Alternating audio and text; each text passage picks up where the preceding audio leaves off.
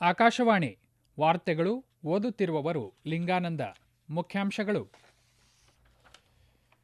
ಇಸ್ರೋದಿಂದ ಅತಿ ಹೆಚ್ಚು ತೂಕದ ಬ್ಲೂಬರ್ಡ್ 6 ಸಂವಹನ ಉಪಗ್ರಹ ಯಶಸ್ವಿ ಉಡಾವಣೆ, ಗಣ್ಯರಿಂದ ಅಭಿನಂದನೆ. ಯುವ ಶಕ್ತಿಯಿಂದ ಭಾರತದ ಬಾಹ್ಯಾಕಾಶ ಕ್ಷೇತ್ರಕ್ಕೆ ಹೊಸ ವೇಗ, ಪ್ರಧಾನಿ ನರೇಂದ್ರ ಮೋದಿ ಶ್ಲಾಘನೆ. ಉತ್ತರ ಪ್ರದೇಶಕ್ಕೆ ನಾಳೆ ಪ್ರಧಾನಿ ನರೇಂದ್ರ ಮೋದಿ ಭೇಟಿ, ಲಕ್ನೋದಲ್ಲಿ ರಾಷ್ಟ್ರ ಪ್ರೇರಣಾ ಸ್ಥಳ ಉದ್ಘಾಟನೆ. ವಿಕಸಿತ ಭಾರತ ಜಿ ಯೋಜನೆಯಡಿ ಕೇಂದ್ರದ ಕೊಡುಗೆ 95,000 ಕೋಟಿ ರೂಪಾಯಿಗಳಿಗೆ ಹೆಚ್ಚಳ, ಕೇಂದ್ರ ಸಚಿವ ಶಿವರಾಜ್ ಸಿಂಗ್ ಚೌಹಾಣ್. ವಾರ್ತೆಗಳ ವಿವರ. ಭಾರತೀಯ ಬಾಹ್ಯಾಕಾಶ ಸಂಶೋಧನಾ ಸಂಸ್ಥೆ ಇಸ್ರೋ ಇಂದು ಅತಿ ಹೆಚ್ಚು ತೂಕದ ಬ್ಲೂಬರ್ಡ್ 6 ಎಂಬ ಸಂವಹನ ಉಪಗ್ರಹವನ್ನು ಯಶಸ್ವಿಯಾಗಿ ಉಡಾವಣೆ ಮಾಡಿದೆ. ಶ್ರೀಹರಿಕೋಟಾದ ಸತೀಶ್ ಧವನ್ ಬಾಹ್ಯಾಕಾಶ ಕೇಂದ್ರದಿಂದ ಇಂದು ಬೆಳಗ್ಗೆ 8:55 LVM-3 M6 ಮೂಲಕ ಉಪಗ್ರಹ ಉಡಾವಣೆಯಾಯಿತು. ಸುಮಾರು 15 ನಿಮಿಷಗಳ ಹಾರಾಟದ ನಂತರ ಬ್ಲೂಬರ್ಡ್ ಬ್ಲಾಕ್ 2 ಬಾಹ್ಯಾಕಾಶ ನೌಕೆ ಉಡಾವಣಾ ವಾಹನದಿಂದ ಬೇರ್ಪಟ್ಟು ಯಶಸ್ವಿಯಾಗಿ ಉದ್ದೇಶಿತ ಕಕ್ಷೆಗೆ ಸೇರಿತು. ಈ ಉಪಗ್ರಹವು ಭೂಮಿಯ ಕೆಳಕಕ್ಷೆ ತಲುಪಿದ ಅತಿ ದೊಡ್ಡ ವಾಣಿಜ್ಯ ಸಂವಹನ ಉಪಗ್ರಹವಾಗಿದೆ. ಯಶಸ್ವಿ ಉಡಾವಣೆಯ ನಂತರ ಮಾತನಾಡಿದ ಇಸ್ರೋ ಅಧ್ಯಕ್ಷ ವಿ ನಾರಾಯಣನ್, ಭಾರತೀಯ ಲಾಂಚರ್ ಬಳಸಿ ಭಾರತೀಯ ಮಣ್ಣಿನಿಂದ ಉಡಾವಣೆ ಮಾಡಲಾದ ಅತಿ ಭಾರವಾದ ಉಪಗ್ರಹ ಇದಾಗಿದೆ. ಅದನ್ನು ಉದ್ದೇಶಿತ ಕಕ್ಷೆಗೆ ನಿಖರವಾಗಿ ಸೇರಿಸಿರುವುದು ಇಸ್ರೋಗೆ ಒಂದು ಮಹತ್ವದ ಸಾಧನೆಯಾಗಿದೆ ಎಂದು ಬಣ್ಣಿಸಿದರು. Extremely happy to announce that LVM-3 Bahubali rocket M6 launch vehicle has successfully and precisely injected the Bluebird Block 2 communication satellite in the intended orbit. This was not an easy task considering the enormous efforts required, because it requires very close coordination among various teams at different ISRO centers, units, industry, launch complex and the entire infrastructure availability.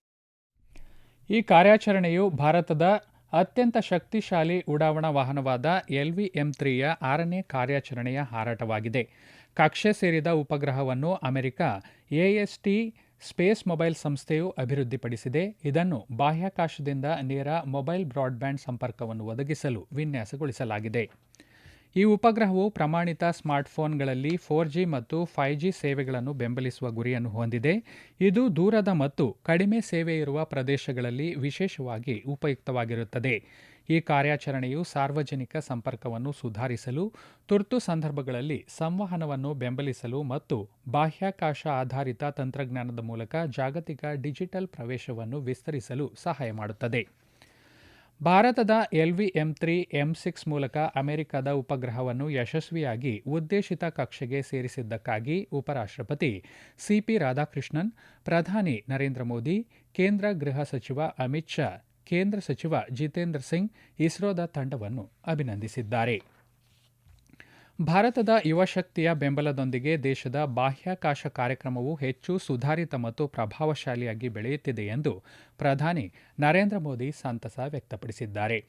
ಆಂಧ್ರಪ್ರದೇಶದ ಶ್ರೀಹರಿಕೋಟಾದಿಂದ LVM-3 M6 rocket ಮೂಲಕ ಅಮೆರಿಕದ BlueBird 6 ಉಪಗ್ರಹವನ್ನು ಯಶಸ್ವಿಯಾಗಿ ಉಡಾವಣೆ ಮಾಡಿದ ಹಿನ್ನೆಲೆಯಲ್ಲಿ ವಿಜ್ಞಾನಿಗಳನ್ನು ಅಭಿನಂದಿಸಿರುವ ಪ್ರಧಾನಿ, ಈ ಸಾಧನೆಯು ಭವಿಷ್ಯದ ಗಗನಯಾನದಂತಹ ಮಹತ್ವಾಕಾಂಕ್ಷಿ ಯೋಜನೆಗಳಿಗೆ ಭದ್ರ ಬುನಾದಿ ಹಾಕಿದೆ ಎಂದು ಹೇಳಿದ್ದಾರೆ. ಈ ಉಡಾವಣೆಯು ಭಾರತದ ಭಾರೀ ತೂಕದ ರಾಕೆಟ್ಗಳ ಸಾಮರ್ಥ್ಯವನ್ನು ಜಗತ್ತಿಗೆ ಸಾಬೀತುಪಡಿಸಿದ್ದು, ವಾಣಿಜ್ಯ ಬಾಹ್ಯಾಕಾಶ ಮಾರುಕಟ್ಟೆಯಲ್ಲಿ ದೇಶದ ಸ್ಥಾನವನ್ನು ಮತ್ತಷ್ಟು ಬಲಪಡಿಸಿದೆ. ಸುಮಾರು 6,100 kg ತೂಕದ ಈ ಸಂವಹನ ಉಪಗ್ರಹ ಭಾರತದ ನೆಲದಿಂದ ಉಡಾವಣೆಯಾದ ಈವರೆಗಿನ ಅತಿ ಭಾರದ ಪೇಲೋಡ್ ಎಂಬ ಐತಿಹಾಸಿಕ ಮೈಲಿಗಲ್ಲನ್ನು ನಿರ್ಮಿಸಿದೆ ಎಂದಿದ್ದಾರೆ. ಈ ಯಶಸ್ಸು ಆತ್ಮನಿರ್ಭರ ಭಾರತ ಅಭಿಯಾನಕ್ಕೆ ಸಂದ ಜಯವಾಗಿದ್ದು, ಮುಂಬರುವ ಪೀಳಿಗೆಗೆ ಇದು ದೊಡ್ಡ ಪ್ರೇರಣೆಯಾಗಲಿದೆ ಎಂದು ಪ್ರಧಾನಿ ನರೇಂದ್ರ ಮೋದಿ ತಮ್ಮ ಸಂದೇಶದಲ್ಲಿ ಉಲ್ಲೇಖಿಸಿದ್ದಾರೆ. ಈ ವಾರ್ತೆಗಳನ್ನು ಆಕಾಶವಾಣಿಯಿಂದ ಕೇಳುತ್ತಿದ್ದೀರಿ.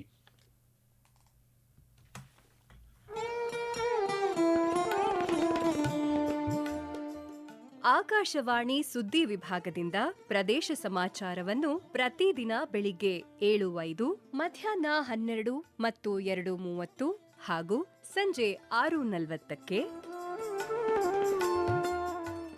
ರಾಷ್ಟ್ರೀಯ ವಾರ್ತೆಗಳನ್ನು ಬೆಳಿಗ್ಗೆ 7:35, ಮಧ್ಯಾಹ್ನ 1:10 ಹಾಗೂ ಸಂಜೆ 7:35ಕ್ಕೆ ಪ್ರಸಾರ ಮಾಡಲಾಗುತ್ತದೆ.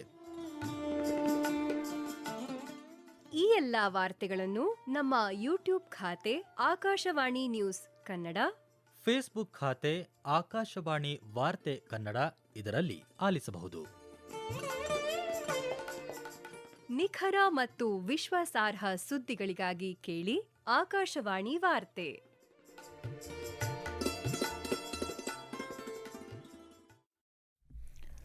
ಪ್ರಧಾನಿ ನರೇಂದ್ರ ಮೋದಿಯವರು ಉತ್ತರ ಪ್ರದೇಶದ ಲಕ್ನೋದಲ್ಲಿ ನಾಳೆ ರಾಷ್ಟ್ರ ಪ್ರೇರಣಾ ಸ್ಥಳ ಉದ್ಘಾಟಿಸಲಿದ್ದು, ಮಾಜಿ ಪ್ರಧಾನಿ ಭಾರತ ರತ್ನ ಅಟಲ್ ಬಿಹಾರಿ ವಾಜಪೇಯಿ ಅವರ ಜೀವನ ಮತ್ತು ಆದರ್ಶಗಳಿಗೆ ಗೌರವ ಸಲ್ಲಿಸಲಿದ್ದಾರೆ. ಅಟಲ್ ಬಿಹಾರಿ ವಾಜಪೇಯಿ ಅವರ 101ನೇ ಜನ್ಮ ದಿನಾಚರಣೆಯ ಸಂದರ್ಭದಲ್ಲಿ ಪ್ರಧಾನಿ ಲಕ್ನೋಗೆ ಭೇಟಿ ನೀಡುತ್ತಿದ್ದಾರೆ. ರಾಷ್ಟ್ರ ಪ್ರೇರಣಾ ಸ್ಥಳವನ್ನು ಒಂದು ಪ್ರಮುಖ ರಾಷ್ಟ್ರೀಯ ಸ್ಮಾರಕ ಮತ್ತು ಶಾಶ್ವತ ರಾಷ್ಟ್ರೀಯ ಮಹತ್ವದ ಸ್ಫೂರ್ತಿದಾಯಕ ಸಂಕೀರ್ಣವಾಗಿ ಅಭಿವೃದ್ಧಿಪಡಿಸಲಾಗಿದೆ.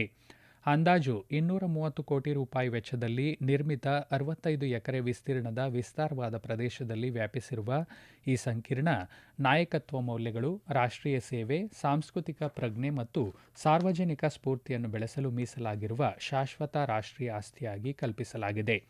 ಈ ಸಂಕೀರ್ಣ ಡಾಕ್ಟರ್ ಶ್ಯಾಮ್ ಪ್ರಸಾದ್ ಮುಖರ್ಜಿ, ಪಂಡಿತ್ ದೀನ್ ದಯಾಳ್ ಉಪಾಧ್ಯಾಯ ಮತ್ತು ಅಟಲ್ ಬಿಹಾರಿ ವಾಜಪೇಯಿ ಅವರ 65 ಅಡಿ ಎತ್ತರದ ಕಂಚಿನ ಪ್ರತಿಮೆಗಳನ್ನು ಹೊಂದಿದ್ದು, ಭಾರತದ ರಾಜಕೀಯ ಚಿಂತನೆ, ರಾಷ್ಟ್ರ ನಿರ್ಮಾಣ ಮತ್ತು ಸಾರ್ವಜನಿಕ ಜೀವನಕ್ಕೆ ಅವರ ಪ್ರಮುಖ ಕೊಡುಗೆಗಳನ್ನು ಸಂಕೇತಿಸುತ್ತದೆ.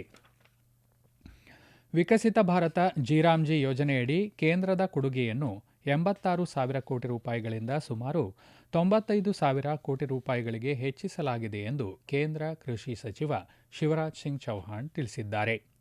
ದಿನಪತ್ರಿಕೆಯೊಂದಕ್ಕೆ ಬರೆದಿರುವ ಲೇಖನವೊಂದರಲ್ಲಿ ಸಚಿವರು ಈ ಯೋಜನೆಯ ಪ್ರಯೋಜನಗಳನ್ನು ವಿವರಿಸಿದ್ದಾರೆ. ರಾಷ್ಟ್ರಪತಿಗಳು ವಿಕಸಿತ ಭಾರತ ರೋಜ್ಗಾರ್ ಮತ್ತು ಆಜೀವಿಕಾ ಮಿಷನ್ ಗ್ರಾಮೀಣ ಕಾಯ್ದೆ 2025ಕ್ಕೆ ಅನುಮೋದನೆ ನೀಡಿದ್ದಾರೆ. ಇದು ಶಾಸನಬದ್ಧ ವೇತನ ಉದ್ಯೋಗ ಖಾತರಿಯನ್ನು 125 ದಿನಗಳಿಗೆ ಹೆಚ್ಚಿಸಿದೆ. ಈ ಯೋಜನೆಯಡಿಯಲ್ಲಿ ರಾಜ್ಯಗಳನ್ನು ಕೇವಲ ಅನುಷ್ಠಾನಗೊಳಿಸುವ ಸಂಸ್ಥೆಗಳಾಗಿ ಪರಿಗಣಿಸದೆ ಅಭಿವೃದ್ಧಿಯಲ್ಲಿ ಪಾಲುದಾರರಾಗಿ ಶಾಸನಬದ್ಧ ಚೌಕಟ್ಟಿನೊಳಗೆ ತಮ್ಮದೇ ಆದ ಯೋಜನೆಗಳನ್ನು ತಿಳಿಸಲು ಮತ್ತು ಕಾರ್ಯಗತಗೊಳಿಸಲು ಅಧಿಕಾರ ನೀಡಲಾಗಿದೆ ಎಂದು ಮಾಹಿತಿ ನೀಡಿದ್ದಾರೆ. ರಾಷ್ಟ್ರಪತಿ ದ್ರೌಪದಿ ಮುರ್ಮು ಇಂದು ಬರ್ಗಢದ ಧನು ಯಾತ್ರೆಯ ಪವಿತ್ರ ಸಂದರ್ಭದಲ್ಲಿ ದೇಶವಾಸಿಗಳಿಗೆ, ವಿಶೇಷವಾಗಿ ಒಡಿಶಾದ ನಿವಾಸಿಗಳಿಗೆ ಶುಭಾಶಯ ತಿಳಿಸಿದ್ದಾರೆ. ಸಾಮಾಜಿಕ ಮಾಧ್ಯಮ ಪೋಸ್ಟ್ನಲ್ಲಿ ರಾಷ್ಟ್ರಪತಿ, ಭವ್ಯವಾದ ಬಯಲು ರಂಗಮಂದಿರದ ಅಪ್ರತಿಮ ಸಂಪ್ರದಾಯದಿಂದಾಗಿ ಈ ಉತ್ಸವ ಭಾರತ ಮತ್ತು ವಿದೇಶಗಳಲ್ಲಿ ವಿಶಿಷ್ಟ ಗುರುತನ್ನು ಹೊಂದಿದೆ ಎಂದು ಹೇಳಿದರು. ಪೌರಾಣಿಕ ಕಥೆಗಳನ್ನು ಆಧರಿಸಿದ ಪ್ರದರ್ಶನಗಳು ಸಮಾಜದಲ್ಲಿ ಆಧ್ಯಾತ್ಮಿಕ ಪ್ರಜ್ಞೆ ಮತ್ತು ಸಾಂಸ್ಕೃತಿಕ ಹೆಮ್ಮೆಯನ್ನು ಬೆಳೆಸುತ್ತವೆ ಎಂದು ತಿಳಿಸಿದರು. ವಿಶ್ವ ಪ್ರಸಿದ್ಧ ಧನು ಜಾತ್ರೆ ಒಡಿಶಾದ ಬರ್ಗಢದಲ್ಲಿ 11 ದಿನಗಳ ಸಾಂಸ್ಕೃತಿಕ ಪ್ರದರ್ಶನದ ಆರಂಭವನ್ನು ಸೂಚಿಸುತ್ತದೆ. ವಿಶ್ವದ ಅತಿದೊಡ್ಡ ಬಯಲು ರಂಗಮಂದಿರವೆಂದು ಗುರುತಿಸಲ್ಪಟ್ಟ ಈ ಉತ್ಸವ ಪುರಾಣ, ಸಂಪ್ರದಾಯ ಮತ್ತು ಪ್ರದರ್ಶನವನ್ನು ಒಂದು ಅನನ್ಯ ಆಚರಣೆಯಲ್ಲಿ ಒಟ್ಟುಗೂಡಿಸುತ್ತದೆ. ದೆಹಲಿ ಮತ್ತು ರಾಷ್ಟ್ರೀಯ ರಾಜಧಾನಿ ಪ್ರದೇಶದಾದ್ಯಂತ ಇಂದು ದಟ್ಟವಾದ ಮಂಜು ಆವರಿಸಿದ ಪರಿಣಾಮ ಹಲವು ವಿಮಾನ ಮತ್ತು ರೈಲುಗಳ ಸೇವೆಗಳಿಗೆ ಅಡ್ಡಿ ಉಂಟಾಗಿದೆ. ದೆಹಲಿ ವಿಮಾನ ನಿಲ್ದಾಣದ ಅಧಿಕಾರಿಯೊಬ್ಬರು ಈ ಕುರಿತು ಮಾಹಿತಿ ನೀಡಿದ್ದು, ಇಂದಿರಾ ಗಾಂಧಿ ಅಂತಾರಾಷ್ಟ್ರೀಯ ವಿಮಾನ ನಿಲ್ದಾಣದಲ್ಲಿ ಕಡಿಮೆ ಗೋಚರತೆಯಿಂದಾಗಿ ಸುಮಾರು 16 ವಿಮಾನಗಳನ್ನು ರದ್ದುಗೊಳಿಸಲಾಗಿದೆ ಎಂದು ತಿಳಿಸಿದ್ದಾರೆ. ಈ ನಡುವೆ ದೆಹಲಿಗೆ ಹೋಗುವ 50ಕ್ಕೂ ಹೆಚ್ಚು ರೈಲುಗಳು 6 ಗಂಟೆಗಳ ಕಾಲ ವಿಳಂಬವಾಗಿದೆ ಎಂದು ಭಾರತೀಯ ರೈಲ್ವೆಯ ದೆಹಲಿ ವಿಭಾಗ ವರದಿ ಮಾಡಿದೆ. ಟರ್ಕಿ ರಾಜಧಾನಿ ಅಂಕಾರ ಬಳಿ ನಡೆದ ವಿಮಾನ ಅಪಘಾತದಲ್ಲಿ ಲಿಬಿಯಾದ ಸೇನಾ ಮುಖ್ಯಸ್ಥ ಮೊಹಮ್ಮದ್ ಅಲಿ ಅಹ್ಮದ್ ಅಲ್ ಹದ್ದಾದ್ ಮತ್ತು ಇತರೆ 4 ಮೃತಪಟ್ಟಿದ್ದಾರೆ. ಲಿಬಿಯಾದ ಪ್ರಧಾನಿ ಅಬ್ದುಲ್ ಹಮೀದ್ ದ್ವೈಬಾ ದುರಂತಕ್ಕೆ ದುಃಖ ವ್ಯಕ್ತಪಡಿಸಿದ್ದು, ನಿನ್ನೆ ಅಧಿಕಾರಿಗಳು ಟರ್ಕಿಗೆ ಭೇಟಿ ನೀಡಿ ಹಿಂತಿರುಗುತ್ತಿದ್ದಾಗ ಈ ಅಪಘಾತ ಸಂಭವಿಸಿದೆ ಎಂದು ಮಾಹಿತಿ ನೀಡಿದ್ದಾರೆ. ಈಗ ಕೊನೆಯಲ್ಲಿ ಮತ್ತೊಮ್ಮೆ ಮುಖ್ಯಾಂಶಗಳು. ಇಸ್ರೋದಿಂದ ಅತಿ ಹೆಚ್ಚು ತೂಕದ ಬ್ಲೂಬರ್ಡ್ 6 ಸಂವಹನ ಉಪಗ್ರಹ ಯಶಸ್ವಿ ಉಡಾವಣೆ, ಗಣ್ಯರಿಂದ ಅಭಿನಂದನೆ. ಯುವ ಶಕ್ತಿಯಿಂದ ಭಾರತದ ಬಾಹ್ಯಾಕಾಶ ಕ್ಷೇತ್ರಕ್ಕೆ ಹೊಸ ವೇಗ, ಪ್ರಧಾನಿ ನರೇಂದ್ರ ಮೋದಿ ಶ್ಲಾಘನೆ. ಉತ್ತರ ಪ್ರದೇಶಕ್ಕೆ ನಾಳೆ ಪ್ರಧಾನಿ ನರೇಂದ್ರ ಮೋದಿ ಭೇಟಿ, ಲಕ್ನೋದಲ್ಲಿ ರಾಷ್ಟ್ರ ಪ್ರೇರಣಾ ಸ್ಥಳ ಉದ್ಘಾಟನೆ. ವಿಕಸಿತ ಭಾರತ ಜಿ ಯೋಜನೆಯಡಿ ಕೇಂದ್ರದ ಕೊಡುಗೆ 95,000 ಕೋಟಿ ರೂಪಾಯಿಗಳಿಗೆ ಹೆಚ್ಚಳ, ಕೇಂದ್ರ ಸಚಿವ ಶಿವರಾಜ್ ಸಿಂಗ್ ಚೌಹಾಣ್. ಇಲ್ಲಿಗೆ ವಾರ್ತಾ ಪ್ರಸಾರ ಮುಕ್ತಾಯವಾಯಿತು. ನಮ್ಮ ಮುಂದಿನ ವಾರ್ತಾ ಪ್ರಸಾರ ಮಧ್ಯಾಹ್ನ 2:30ಕ್ಕೆ.